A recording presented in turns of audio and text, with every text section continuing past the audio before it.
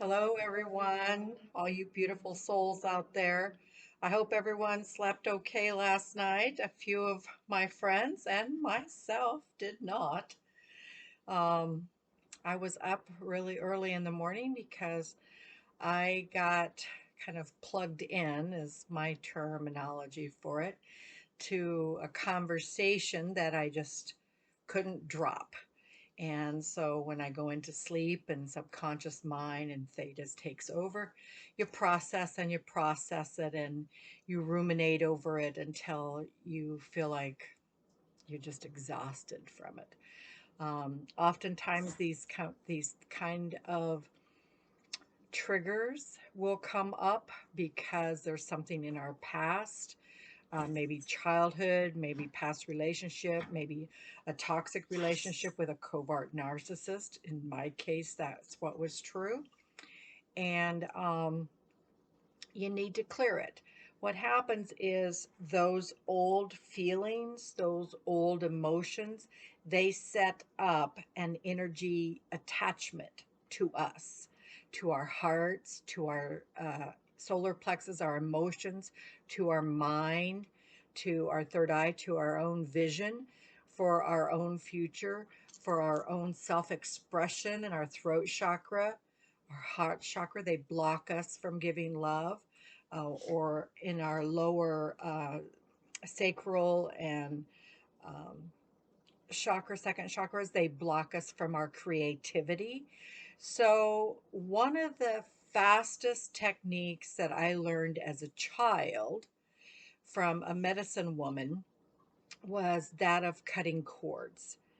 And you would go in with an energetic, she used to do it for me. She just clear, clear, clear.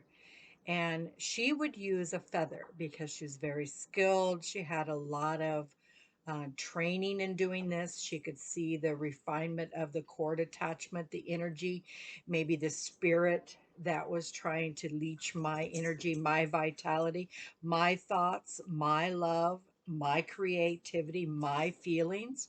She could see that attached to me. And so she would literally just clear it with a feather because she was that skilled.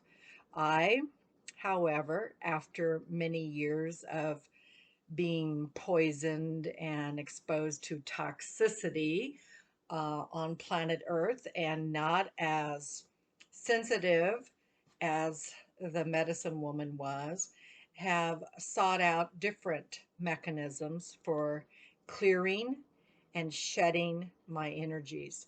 And I came up with my sword. This is a sacred sword to me. I've had it blessed, and I only use it when it sets on my bed, and sometimes it travels with me if I'm going into an emotional situation that I know specifically that I'm going to be triggered. So I will take out my sword, and in prayer, I usually do this in front of a mirror, ask the Holy Spirit, the Great Spirit, my guides, my ancestors, my higher self, my angels, to stand with me and to assist me in clearing and in cutting all energies and unknown frequencies alien to me that is not for my highest and best good, that is plugged into me, that has been taking my energy like a vampire, stealing my joy, stealing my passion, stealing my money, my life, my intention, my creativity, anything that is not in alignment with my highest and best good, my rest, my joy, my abundance, my ability to be blissful, even while looking at the ocean, okay? Those things gotta go. They gotta go. And I don't have no big 6 foot man hanging around who can just take care of stuff with me or for me. I don't have a daddy. I don't have a lot of money to throw at problems, but I can take matters on a spiritual level into my own hands. And that's what I choose to do. And the peace in my gut and in my heart and in my mind that has done for me, has unleashed in me, is phenomenal. Phenomenal. I amaze myself at what I can do. And so I'll usually start with my crown chakra and make sure that I clear that out. That anything, my intention is that it's not for my highest and best good, has to go. Has to go. I let it go back to the light or to the demons that brought it and let them deal with it. It is not for me. I don't judge it. I don't have a feeling about it. I'm not going to process it. I'm not going to relive it. I'm not going to experience it because it's not mine. It's attached to me and not with my permission. When I bring out my sword, the demons gotta go. Okay? The vampires gotta go. The negative thinking gotta go. It's gotta go. If you're not nice to me and sweet to me, polite to me, well mannered and well groomed, because I like nice things to look at, you gotta go. You gotta go. Just go. Just go. Now, while you're doing this little technique, you will feel chills. You will feel what we call antelope medicine. Antelope medicine is in the Native American um, tradition or philosophy, language, often related to a medicine that knows truth, recognizes truth. And when it hears the truth, it runs to the little light waves. So on our arms, we have little hairs, little vila, and they are all connected to the Great Spirit with golden light. And when antelope hears a truth, it runs through those light waves. My grandmother, on the Christian tradition, she said that when you hear this, it's the Holy Spirit telling you, listen, listen, listen.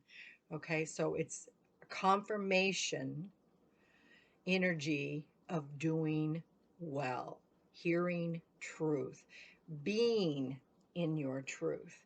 So, with that being said, I'm going to always recommend my students that you get your own medicine sword. I don't hurt people with it. I don't expose it to people. Only a couple of other people even know that it exists.